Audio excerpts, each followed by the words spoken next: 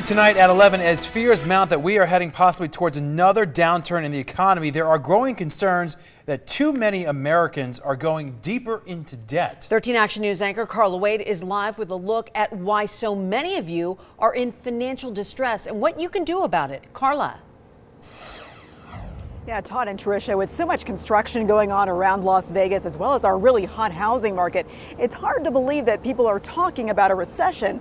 But right now is the time to think about getting your affairs in order in case there is a downturn in the economy.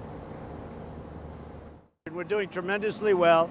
Our consumers are rich. I gave a tremendous tax cut, and they're loaded up with money. That's how President Trump is responding to recession fears.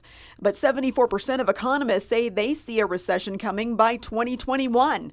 And back in July, we told you about a survey of more than 100 real estate economists, in which more than half also predicted a recession. This has been a long stretch in our history of not having gone into a recessionary period. At this point, it is inevitable. Christina LaRusso is another person with financial expertise who believes we need to prepare for an economic downturn, just as some new numbers show Americans are dealing with crippling amounts of debt. More than 2,000 adults responded to the Northwestern Mutual Planning and Progress Survey in 2018. It found that average personal debt is up to $38,000.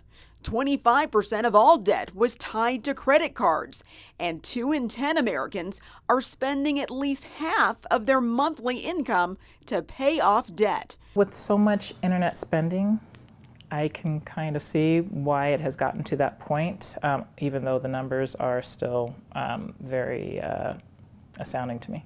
So what expenses are contributing the most to all this debt? While cars and mortgages were high on the list, for millennials between 18 and 24, student loans were close behind.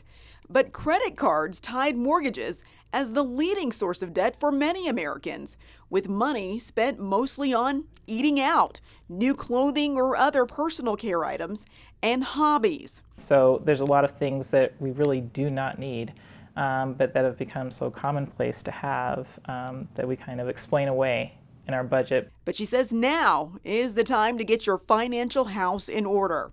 She recommends old-fashioned budgeting and starting an emergency savings fund.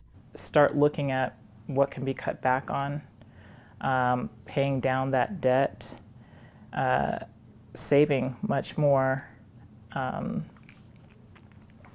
really sticking to the plan, because at some point, I mean, it's inevitable that it is coming.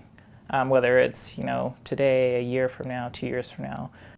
Carla Wade, 13 Action News.